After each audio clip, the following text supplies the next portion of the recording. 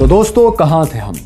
چنگیز خان اپنے سب سے قریبی بچپن کے دوست جموکا کو قتل کر چکا تھا، چین کی سب سے بڑی ریاست چین سلطنت کو جھکا چکا تھا اور اب اس کا ٹکراؤ اسلامی دنیا سے ہونے والا تھا۔ اس نے کہا تھا کہ میری سب سے بڑی خوشی یہ ہے کہ میں اپنے دشمنوں کے ٹکڑے ٹکڑے کروں، ان کے پیاروں کے آنسو دیکھوں اور ان کی بیویوں بیٹیوں کو اپنے قبضے میں کر لوں۔ ہاں، اس نے کیا بھی ایسا ہی۔ اس نے سینٹرل ایشیا سے روس تک ظلم کی ان گنت داستانیں رقم کی، لیکن پھر ایک مسلمان جرنیل نے اسے ایسا سخت چیلنج دیا کہ چنگیز خان کی سلطنت تباہی کے دہانے پر پہنچ گئی۔ کون تھا یہ کمانڈر اور چنگیز خان سے اس کا سامنا کیسا رہا؟ چنگیز خان کی قبر کا کسی کو نشان تک پتہ نہیں۔ آخر چپ اور دیکھو سنو جانو کی منی سیریز چنگیز خان کون تھا کی آخری قسط میں ہم آپ کو یہی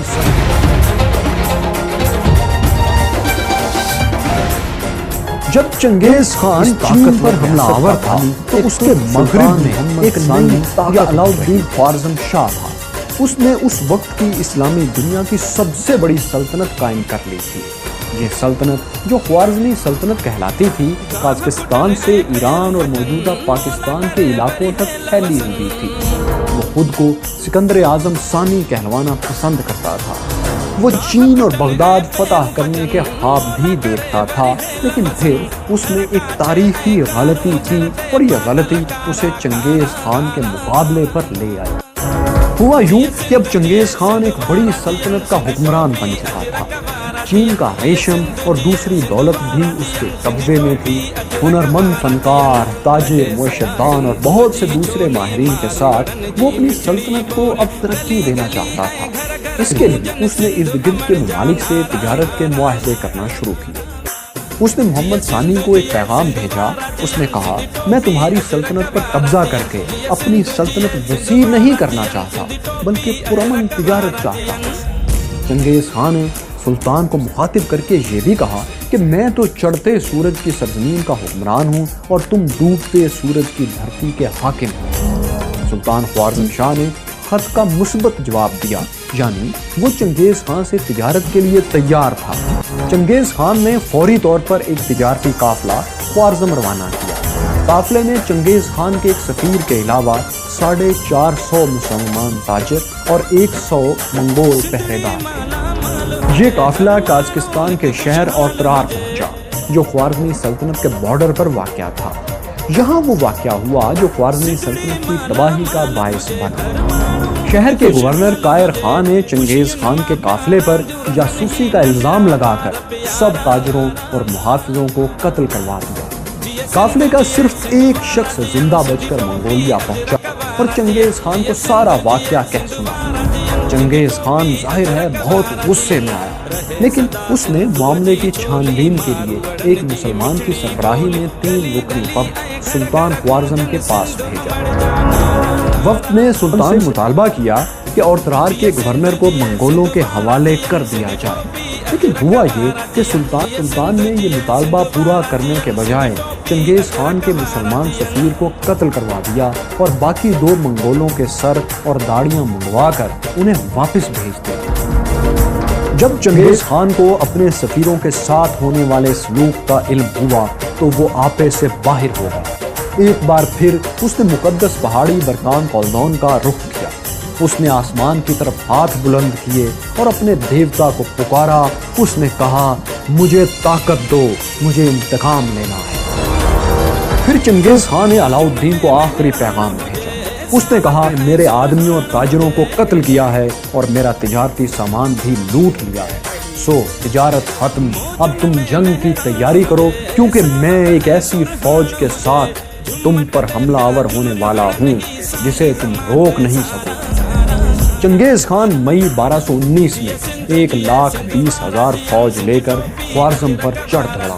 اس کی فوج میں 10,000 یغور سپاہیوں کے علاوہ ترک، مسلمان اور چینی انجینئرز بھی بڑی تعداد میں موجود تھے۔ چنگیز خان کے مقابلے پر سلطان کی فوج 2 گنا سے بھی زیادہ تھی، لیکن سلطان نے ایک غلطی کی، وہ یہ کہ منگولوں کا براہ راست مقابلہ کرنے کے بجائے اپنی فوج کو تقسیم کر کے الگ الگ شہروں کی حفاظت کے لیے بھیج دی۔ اس کا نتیجہ تباہ کن نکلا، کیونکہ منگولوں نے ایک ایک شہر کو گھیر گھیر کر الگ الگ تباہ کرنا شروع کر دیا۔ یوں مسلمان اپنی زیادہ تعداد کا فائدہ نہ اٹھا سکے۔ منگولوں نے اور ترار کو 5 ماہ میں فتح کر لیا، پھر اس کے گورنر قائر خان سمیت شہر کی زیادہ تر آبادی کو تہہ تیغ کر دیا، اور ترار کے بعد بخارا اور سمرقند جیسے عظیم شہر بھی اسی انجام سے دوچار ہوئے۔ چنگیز خان نے یہ شہر اس بری طرح تباہ کر دیے تھے کہ مدتوں بعد بھی کوئی وہاں سے گزرتا تو اجڑا دیار دیکھ کر اس کے دل سے ہوک سی اٹھتی۔ اس کا اندازہ یوں کیجئے کہ 1 صدی بعد جب مشہور سیاح ابن بطوطہ یہاں سے گزرا تو اسے بھی یہ شہر اجڑی ہوئی بستی ہی دکھائی دی۔ چنگیز خان بخارا اور سمرقند کو تباہ و برباد کرنے کے بعد واپس نہیں لوٹا، بلکہ آگے ہی بڑھتا چلا گیا۔ جو اس کے راستے میں آیا وہ اسے تباہ کرتا چلا گیا، لیکن اس نے ازبکستان کے شہر نوراتا کو تباہ نہیں کیا تھا۔ کہا جاتا ہے کہ اس شہر کو تباہ نہ کرنے کی وجہ یہ تھی کہ وہاں مقدس قبریں تھیں۔ کچھ ہسٹورینز کا خیال ہے کہ خوارزم سلطنت پر حملے کے دوران وہاں کے کچھ مذہبی رہنما در پردہ چنگیز خان سے مل گئے، اس لیے چنگیز خان نے ان کو ساتھ رکھنے کی خاطر وہ مقامات چھوڑ دیے تھے جو ان کے مذہبی جذبات کو ٹھیس پہنچا سکتے تھے۔ چنگیز خان کا لشکر ایک برس کے اندر پورے خوارزم پر قابض ہو چکا تھا۔ اس تیز رفتار کامیابی کی وجہ تھی سپیڈ۔ منگول فوج سینکڑوں کلومیٹر کا فاصلہ ایک ہی دن میں طے کر لیا کرتی تھی، اس لیے زیادہ دیر نہیں گزری تھی کہ وہ سینٹرل ایشیا، ایران اور افغانستان میں پھیل کر ان علاقوں پر قابض ہو گئے۔ چنگیز خان خوارزم شاہ کی سلطنت تاراج کر چکا تھا، لیکن خوارزم شاہ خود کہیں غائب ہو گیا تھا۔ وہ چنگیز خان کے ہاتھ نہیں آ رہا تھا۔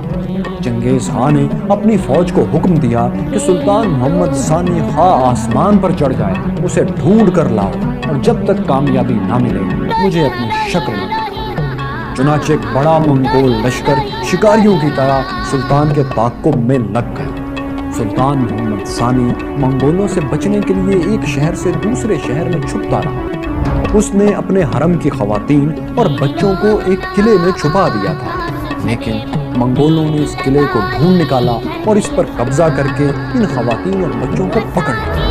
اب سلطان کے پاس اپنے ایک بیٹے جلال الدین خوارزم شاہ اور مٹھی بھر وفاداروں کے علاوہ کوئی نہیں تھا۔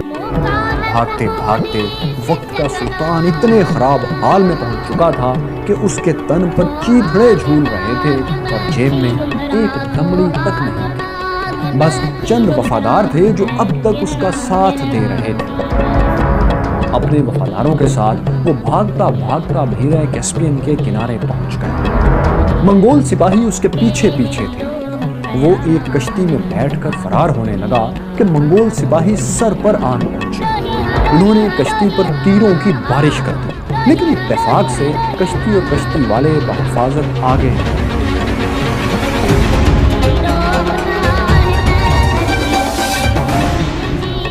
پہلے خوارزم کا سلطان ایک شہر سے دوسرے شہر میں چھپتا پھر رہا تھا۔ اب چنگیز خان کے سپاہیوں سے بچتا ہوا وہ ایک جزیرے سے دوسرے جزیرے میں پناہ لیتا پھر رہا تھا۔ منگول کسی بھی جگہ اسے چھوڑنے کو تیار نہیں تھے۔ یہ مسلز، اعصاب اور وقت کی بے رحم جنگ تھی۔ اس جنگ نے سلطان کو نیم پاگل سا کر دیا تھا۔ وہ بہکی بہکی باتیں کرنے لگا تھا۔ اس کے بیٹے جلال الدین اور چند وفاداروں کے لیے اسے سنبھالنا ایک مشکل کام ہوتا جا رہا تھا۔ اسی طرح جان بچاتے، بھاگتے اور چھپتے چھپاتے ایک دن سلطان علاء الدین خوارزم کو نمونیا ہو گیا۔ 10 جنوری 1221 کو سلطان دنیا چھوڑ گیا، اور وہ بھی اس طرح کہ تدفین کے لیے کفن کا کپڑا تک دستیاب نہیں تھا۔ سو اسے اسی کے تن پر موجود چیتھڑوں میں دفن کر دیا گیا۔ لیکن کیا بس یہی کچھ تھا؟ ابھی چنگیز خان کے سپاہیوں کی کسر باقی تھی۔ انہیں جب اپنے آقا کا حکم پورا کرنے میں ناکامی ہوئی، یعنی چنگیز خان کے سپاہی سلطان کو زندہ اپنے آقا تک نہ پہنچا سکے، تو انہوں نے سلطان کی قبر ڈھونڈ نکالی، لاش کو باہر نکالا اور اسے آگ لگا دی۔ سلطان کی ماں اور حرم کی خواتین کا جلوس نکالا گیا اور انہیں خوارزمی سلطنت کی تباہی کا ماتم کرنے پر مجبور کیا گیا۔ پھر حرم کی خواتین کو چنگیز خان کے بیٹوں اور جرنیلوں میں تقسیم کر دیا گیا، لیکن اس سب میں یہ ہوا کہ سلطان کا بیٹا جلال الدین خوارزم شاہ جان بچا کر نکل گیا۔ وہ چنگیز خان کے سپاہیوں کے ہاتھ نہیں آیا، اسی لیے وہی منگولوں کے خلاف مسلمانوں کی جنگ آزادی کی علامت بن گیا۔ جلال الدین جو اپنے باپ کی موت کے بعد منگولوں کے ہاتھ نہیں آ سکا تھا، وہ بھی افغانستان پہنچنے کی اب فکر میں تھا، کیونکہ وہاں اس کے ہزاروں حامی غزنی میں جمع ہو رہے تھے۔ غزنی اس وقت تک آزاد تھا اور وہاں ابھی تک منگولوں کا کنٹرول نہیں ہوا تھا۔ چنانچہ جلال الدین اپنے مٹھی بھر ساتھیوں کے ساتھ بحیرہ کیسپیئن سے نکلا اور ترکمانستان پہنچا۔ ترکمانستان سے اسے افغانستان پہنچنا تھا، لیکن راستے میں منگولوں کے فتح کیے ہوئے بہت سے قلعے بھی آتے تھے، ان کی ٹولیاں بھی موجود تھیں۔ سو ایسے میں وہ انہیں بھی شکست دیتا ہوا آگے بڑھتا رہا۔ اس نے نیسا کے قلعے پر قابض 700 منگولوں کو موت کے گھاٹ اتار دیا، منگولوں کے چھوٹے چھوٹے دستوں کو شکست دیتا اور اپنا راستہ صاف کرتا ہوا وہ اسی سال یعنی 1221 میں غزنی پہنچ گیا۔ یہاں خوارزمی سلطنت کے 50,000 سپاہیوں نے اس کی وفاداری کا حلف لیا۔ منگولوں کے خلاف جنگ میں ایک جرنیل تیمور ملک بھی اس کے ساتھ تھا۔ تیمور ملک سلطان محمد ثانی کے دور میں فرغانہ کے علاقے حجنند کا گورنر تھا۔ یہ علاقہ آج تاجکستان کا دوسرا بڑا شہر ہے۔ اس نے 1000 سپاہیوں کے ساتھ ایک جزیرے پر مورچہ بند ہو کر منگولوں کا خوب مقابلہ بھی کیا۔ اس کے بعد وہ منگولوں کا گھیرا توڑ کر افغانستان کی طرف فرار ہو گیا، اور جب جلال الدین غزنی پہنچا تو کچھ دیر بعد یہی تیمور ملک بھی 30,000 سپاہیوں کے ساتھ وہاں پہنچ گیا۔ یہ سپاہی اس نے راستے سے بھرتی کیے تھے۔ اس کے پہنچنے سے جلال الدین کی قوت اور بڑھ گئی۔ یوں غزنی میں تقریباً 80,000 کے قریب فوج منگولوں سے مقابلے کے لیے تیار تھی۔ اس سے پہلے کہ چنگیز خان کا مقابلہ جلال الدین خوارزم سے ہوتا، جنگ کی ہولناکیاں چنگیز خان کے گھر تک پہنچنے لگی۔ اس کا ایک داماد تو کوچار ایرانی شہر نیشاپور کے محاصرے میں مارا گیا۔ چنگیز خان کے لیے یہ خبر ایک المناک حادثہ تھی۔ اس نے اپنے بیٹے تولی خان کو بدلہ لینے کے لیے نیشاپور بھیجا۔ تولی خان نے نیشاپور کو گھیر کر اس کے گرد سینکڑوں منجنیقیں نصب کر دی، پھر شہر پر پتھروں کی بارش کر کے حفاظتی دیواروں کے پرخچے اڑا دیے۔ اس کے بعد منگول فوج شہر میں داخل ہوئی۔ منگول لشکر کے ساتھ چنگیز خان کی بیوہ بیٹی بھی تھی، جس کی آنکھوں میں بدلے کا خون تھا اور ہونٹوں پر انتقام انتقام انتقام کی صدائیں تھیں۔ وہ فوج کو جوش دلا رہی تھی اور فوج جوش کھا رہی تھی۔ چنگیز خان کے داماد کا انتقام یوں لیا گیا کہ پہلے شہر کی انسانی آبادی کو قتل کیا گیا، پھر شہر کے کتوں، بلیوں اور چوہوں تک کو مار دیا گیا۔ ابھی چنگیز خان کی فوج اس کے داماد کا انتقام لے رہی تھی کہ ایک اور واقعہ ہو گیا۔ افغانستان میں بامیان کے قلعے کے باہر چنگیز خان کا چہیتا پوتا مغیتوگین بھی تیر لگنے سے مارا گیا۔ اپنے داماد کی موت کے بعد چنگیز خان کے لیے یہ دوسرا بڑا جذباتی صدمہ تھا۔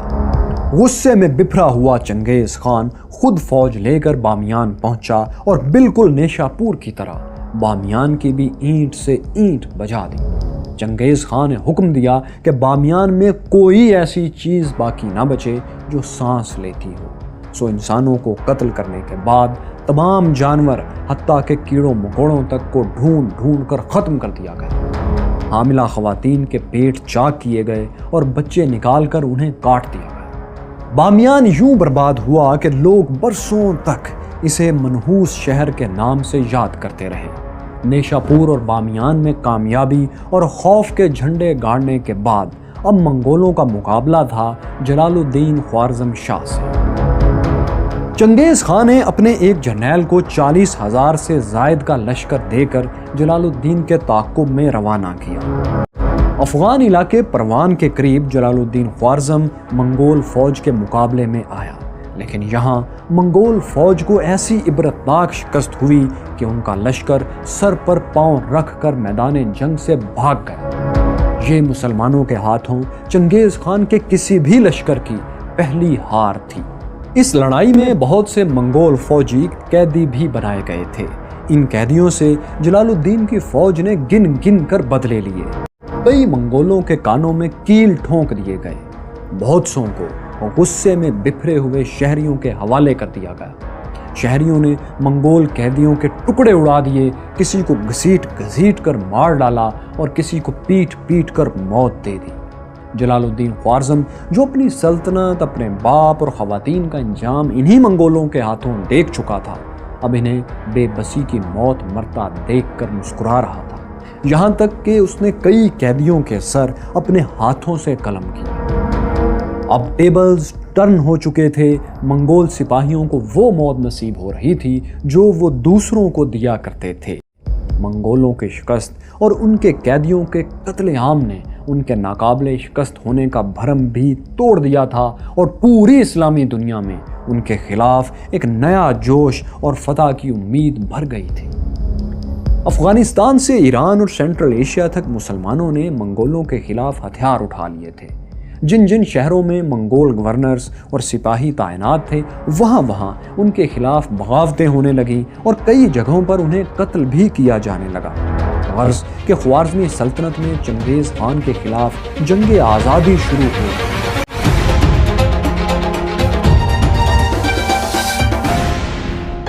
اس پر مزید یہ کہ چنگیز خان کے اپنے علاقے منگولیا سے بھی بغاوت کی خبریں آنے لگی تھیں۔ اب چنگیز خان کے براہ راست لیڈ کرنے، قیادت کرنے کا وقت تھا۔ اس نے وقت ضائع کرنے کے بجائے فوری انتقام لینے اور اپنی ریپوٹیشن بحال کرنے کا فیصلہ کیا۔ وہ چند دنوں میں انتقام سے کھولتا لشکر لے کر جلال الدین خوارزم شاہ سے مقابلے کے لیے روانہ ہو گیا۔ یہ تعاقب اتنا تیز رفتار تھا کہ منگول لشکر کو 48 گھنٹوں میں کھانے پینے کے لیے صرف ایک بار رکنے کی اجازت ملتی تھی۔ یوں چنگیز خان چند ہی روز میں جلال الدین کے قریب پہنچ گیا۔ لیکن جلال الدین کی فوج جنگ سے پہلے ہی کمزور ہو چکی تھی۔ پروان کی فتح کے بعد اس کے 2 جرنیلوں تیمور ملک اور ایک دوسرے سردار میں مال غنیمت کی تقسیم پر جھگڑا ہو گیا تھا۔ جب جلال الدین نے اس جھگڑے میں تیمور ملک کی حمایت کی تو دوسرا جرنیل سردار اپنے 30,000 ساتھیوں کو لے کر ان کا ساتھ چھوڑ گیا۔ اب جلال الدین کے پاس پہلے سے کم فوج رہ گئی تھی۔ وہ منگولوں سے بچنے کے لیے افغانستان کے راستے موجودہ پاکستانی صوبے خیبر پختونخوا میں داخل ہوا۔ وہ ہوتے ہوتے کالا باغ کے مقام تک آن پہنچا۔ یہاں اس کی فوج دریائے سندھ کے مغربی کنارے پر کھڑی دریا پار کرنے کی تیاری کر رہی تھی کہ چنگیز خان نے اپنے لاؤ لشکر کے ساتھ اسے آ لیا۔ اب جلال الدین کے پاس مقابلے کے سوا کوئی چارہ نہیں تھا۔ اس نے فوری طور پر اپنی کشتیاں جلا ڈالیں تاکہ اس کے سپاہی بھاگنے کی کوشش نہ کریں۔ پھر اس نے اپنے پاس موجود سونا، چاندی اور ہیرے جواہرات بھی دریائے سندھ میں پھینک دیے۔ اس کے بعد وہ خود تلوار لے کر میدان میں کود پڑا۔ دوپہر تک دونوں فوجوں میں گھمسان کا رن پڑا۔ جلال الدین کے ساتھی ایک ایک کر کے قربان ہوتے رہے، حتیٰ کہ اس کا وفادار جرنیل تیمور ملک بھی جان کی بازی ہار گیا۔ جب جلال الدین نے اپنے لشکر کو ہارتے دیکھا اور بچاؤ کی کوئی صورت بھی سامنے نہیں تھی تو وہ گھوڑے کے ساتھ دریائے سندھ کے کنارے ایک چٹان پر چڑھ گیا۔ پھر اس نے 60 فٹ کی بلندی سے دریا میں چھلانگ لگا دی۔ دریا کے تیز بہاؤ نے جلال الدین کو اپنے ساتھ بہانا شروع کر دیا۔ جلال الدین باہر نکلنے کے لیے بری طرح ہاتھ پاؤں مار رہا تھا۔ چنگیز خان دریا کے اونچے کنارے پر کھڑا یہ منظر دیکھ رہا تھا۔ اس کے تیر انداز جلال الدین کو موت کی نیند سلانے کے لیے نشانہ لے رہے تھے۔ وہ کمانوں میں تیر کھینچ چکے تھے، لیکن چنگیز خان نے ہاتھ کھڑا کر کے انہیں روک دیا۔ اس نے جلال الدین کی طرف دیکھتے ہوئے کہا، ایسے بہادر بیٹے کا حق تھا کہ اسے زیادہ شاندار باپ ملتا۔ تیر اندازوں نے کمانیں جھکا لی اور جلال الدین گھوڑے سمیت دریا پار کر گیا۔ دریا سے نکل کر اس نے دہلی کے سلطان التتمش سے رابطہ کیا اور چنگیز خان کے خلاف مدد مانگی۔ مگر التتمش پر چنگیز خان کا اتنا خوف طاری تھا کہ اس نے جلال الدین کی مدد سے انکار کر دیا۔ ادھر چنگیز خان نے خود تو دریائے سندھ پار نہیں کیا مگر جلال الدین کی تلاش کے لیے اپنی فوج آگے بھیج دی۔ منگولوں نے پنجاب سے سندھ تک قتل و غارت کا بازار گرم کر دیا تھا۔ منگولوں نے ملتان کا بھی محاصرہ کیا لیکن ملتان کی گرمی، ہر طرح کے موسم کا مقابلہ کرنے والے منگول ملتان کی گرمی سے گھبرا گئے۔ انہوں نے محاصرہ اٹھایا اور واپس لوٹ گئے۔ چنگیز خان ہندوستان سے گزر کر چین جانا چاہتا تھا لیکن خوارزم میں بغاوت کی وجہ سے وہ اپنا ارادہ ترک کر کے سینٹرل ایشیا واپس چلا گیا۔ جلال الدین منگول فوج کی پنجاب اور سندھ میں موجودگی کے دوران مختلف جگہوں پر روپوش رہا اور اس کی کئی مقامی قبیلوں سے لڑائیاں بھی ہوئیں اور ایک بار اس کا بازو بھی زخمی ہوا۔ یہ بھی کہا جاتا ہے کہ اس نے ایک کھوکھر سردار کی بیٹی سے شادی کی تھی۔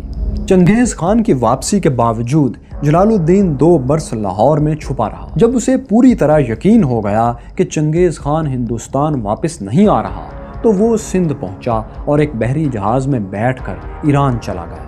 وہ مرتے دم تک منگولوں کے خلاف جدوجہد کرتا رہا مگر کامیاب نہ ہو سکا۔ منگولوں کے علاوہ بغداد کا خلیفہ اور کئی دوسرے مسلمان حکمران بھی جلال الدین خوارزم شاہ کے خلاف ہو رہے تھے، کیونکہ جلال الدین خوارزم شاہ اپنے باپ کی کھوئی ہوئی سلطنت کو واپس حاصل کرنے کے لیے منگولوں سے لڑ رہا تھا اور اس عمل کو باقی مسلمان حکمران اپنے لیے خطرہ سمجھنے لگے تھے۔ 1231 میں مسلمانوں کے اسی گمنام ہیرو کو ترک علاقے دیار بکر کے قریب منگولوں سے آخری شکست ہوئی۔ اس شکست کے بعد وہ ایک بار پھر دربدر پھرنے لگا، یہاں تک کہ ایک جگہ کرد ڈاکوؤں نے اس کے کیمپ پر حملہ کر کے اسے قتل کر دیا۔ چنگیز خان کا ایک بہت بڑا دشمن ختم ہو چکا تھا۔ چنگیز خان نے اس سے بہت پہلے ہندوستان سے تو اپنی فوج ہٹا لی تھی مگر اس نے خوارزمی سلطنت کے باغی شہروں کو عبرت کا نشان بنا دیا۔ ان شہروں میں افغانستان کے مشہور شہر غزنی، بلخ اور ہرات بھی شامل تھے۔ چنگیز خان کی عمر اب 60 سال سے زیادہ ہو چکی تھی۔ وہ طویل عرصے تک اور جینا چاہتا تھا۔ اس کوشش میں اس نے چین سے تاؤزم کے ایک پیشوا چین چنگ کو بلا کر اس سے ہمیشہ کی زندگی کا راز پوچھا۔ چین چنگ نے کہا، اگر تم اپنے ازدواجی معاملات میں احتیاط کرو، شکار اور شراب سے دور رہو تو تم لمبے عرصے تک زندہ رہ سکتے ہو۔ چنگیز خان کو اس جواب سے مایوسی ہوئی کیونکہ وہ لمبی زندگی نہیں، ہمیشہ کی زندگی، امورٹیلٹی چاہتا تھا۔ اس نے واپس منگولیا جانے کا فیصلہ کیا اور 1225 میں یعنی 6 برس بعد اپنے وطن چلا گیا۔ اس وقت تک وہ دنیا کے ایک بڑے حصے کا حکمران بن چکا تھا لیکن اس کے باوجود وہ عام منگولوں کی طرح خیموں میں رہتا تھا اور سادہ زندگی گزارتا تھا۔ اس نے زندگی کا کوئی حصہ عیش و عشرت میں نہیں گزارا۔ یہی نصیحت وہ اپنے بعد آنے والوں کو کیا کرتا تھا۔ ایک بار اس نے کہا تھا، ہمارے بعد ہماری نسل کے لوگ سونے کے لباس پہنیں گے، مزیدار کھانے کھائیں گے، سجے ہوئے گھوڑوں پر سفر کریں گے، ان کی بیویاں خوبصورت ہوں گی اور وہ بھول جائیں گے کہ ہمارا ان پر کیا حق ہے۔ چنگیز خان کو اپنے سب بیٹوں میں جوچی خان سب سے زیادہ پسند تھا، حالانکہ وہ اس کا حقیقی بیٹا نہیں تھا بلکہ مرکد قبیلے کی اولاد تھا۔ چنگیز خان جوچی خان کو اپنا جانشین مقرر کرنا چاہتا تھا مگر اس کے دوسرے بیٹے چغتائی خان نے اس پر اعتراض کیا اور کہا، ہم مرکد قبیلے کی اولاد کو آپ کا جانشین نہیں مان سکتے۔ اس بات پر جوچی اور چغتائی میں مار پیٹ تک ہو گئی۔ مجبور ہو کر چنگیز خان نے اپنے تیسرے بیٹے اوغدائی خان کو اپنا جانشین مقرر کر دیا۔ لیکن بعد میں آپ جانتے ہیں کیا ہوا؟ جانشینی والے واقعے کو گزرے چند برس ہی ہوئے تھے کہ جوچی خان اور چنگیز خان میں شدید اختلافات ہو گئے۔ یہ اختلافات اتنے بڑھے کہ چنگیز خان نے مبینہ طور پر لیجٹلی جوچی خان کو زہر دے کر ہلاک کروا دیا۔ اپنے وطن واپسی کے 1 سال کے اندر 1226 میں چنگیز خان بوڑھا بھی ہو گیا تھا اور صحت بھی بہت خراب ہو چکی تھی۔ پھر بھی وہ چین کے اندر ایک بغاوت کچلنے کے لیے نکل کھڑا ہوا۔ اس نے 1 برس کے درمیان یہ بغاوت تو کچل دی لیکن کہتے ہیں کہ جنگ کے دوران ایک تیر اس کی ٹانگ میں پیوست ہو گیا۔ یہ بھی کہا جاتا ہے کہ ایک شکار کے دوران وہ گھوڑے سے گر کر زخمی ہوا تھا، اسے گہری اندرونی چوٹیں لگی تھیں۔ وہ ابھی ہرگز مرنا نہیں چاہتا تھا، لیکن زخم میں انفیکشن پھیل گئی اور یہ زہر پھیلتے پھیلتے اس کے رگ و پے میں سرایت کر گیا۔ اگست 1227 کے آخری دن تھے کہ چنگیز خان نے آخری سانس لی۔ 65 سالہ بوڑھا چنگیز خان اپنے آبائی علاقوں سے بہت دور ایک بغاوت کچل چکا تھا، لیکن زندگی کی بازی ہار گیا تھا۔ اس کے بیٹے اوغدائی خان نے اپنے باپ کی روح کو خوش کرنے کے لیے 40 کنواری لڑکیوں کی قربانی بھی دی۔ اس کی لاش کو منگولیا میں اسی دریائے یونان کے کنارے پر واپس لایا گیا جہاں کبھی اس نے یسوگئی کے خیمے میں آنکھ کھولی تھی، اور یہیں اسے دفن کر دیا گیا۔ منگولوں میں قبروں کو خفیہ رکھنے کا رواج تھا، لیکن چنگیز خان کی قبر کو چھپانے کے لیے تو حد ہی کر دی گئی۔ لیجنڈ ہے کہ چنگیز خان کی آخری رسومات دیکھنے والے ہر شخص کو قتل کروا دیا گیا تھا۔ پھر اس زمین کو جہاں وہ دفن تھا 800 گھوڑ سواروں نے گھوڑے دوڑا دوڑا کر روند ڈالا تاکہ قبر کا نشان تک مٹ جائے۔ جب یہ ہو چکا تو ان 800 گھوڑ سواروں کو بھی قتل کر دیا گیا۔ اس کے بعد انہیں قتل کرنے والوں کو بھی قتل کر دیا گیا، حتیٰ کہ قبر کے ارد گرد جانوروں تک کو مار ڈالا گیا۔ ایسا بھی کہا جاتا ہے کہ ایک دریا کا رخ موڑ کر اسے قبر پر سے گزار دیا گیا تھا۔ شاید یہی وجہ ہے کہ ماہرین کی سر توڑ کوششوں کے باوجود چنگیز خان کی قبر کا سراغ آج تک نہیں مل سکا۔ خیال کیا جاتا ہے کہ چنگیز خان کو شاید منگولیا میں ہی مقدس پہاڑی برکان خلدون پر ہی کہیں دفن کر دیا گیا تھا۔ کچھ مورخین کے نزدیک شاید وہ منگولیا کے اس حصے میں جو اب چین میں شامل ہے وہاں کہیں دفن کیا گیا تھا، کیونکہ چنگیز خان کی موت گرمی کے موسم میں ہوئی تھی۔ منگول لاش کو اتنی دور دریائے یونان کے پاس نہیں لے جا سکتے تھے، انہیں لاشوں کو محفوظ کرنے کا طریقہ بھی نہیں آتا تھا، اس لیے ممکنہ طور پر چنگیز خان کی لاش چین میں ہی کہیں نامعلوم مقام پر دفن ہے۔ لیکن صرف چنگیز خان ہی کیوں، اس کے بیٹے، پوتے مونکے خان اور قبلائی خان سمیت اہم ترین منگول سرداروں کی قبروں کے بارے میں بھی کسی کو معلوم نہیں، حالانکہ بلا شبہ وہ تاریخ کے ناقابل فراموش کرداروں میں سے تھے۔ آج چنگیز خان کو جدید منگولیا کا بانی اور قومی ہیرو سمجھا جاتا ہے۔ منگولیا کی کرنسی پر بھی چنگیز خان کا سکیچ پرنٹ کیا جاتا ہے۔ چنگیز خان تو مر گیا، لیکن اس کی اولاد تیزی سے پھیلتی رہی، یہاں تک کہ 2003 میں کی گئی ایک میل جینز پر تحقیق سے یہ حیرت انگیز بات سامنے آئی کہ دنیا کے 0.5% مرد چنگیز خان کی اولاد ہیں۔ یہ تقریباً 1,60,00,000 کی تعداد بنتی ہے۔ جب چنگیز خان مرا تو منگولیا سے روس تک 1,20,00,000 مربع کلومیٹر زمین پر اس کی سلطنت پھیلی ہوئی تھی۔ یہ سلطنت آج کے امریکہ سے بھی بڑی تھی۔ اس سلطنت کے قیام کے لیے 4 کروڑ انسان، جو اس دور کی کل آبادی کا 11% تھے، قتل کر دیے گئے تھے۔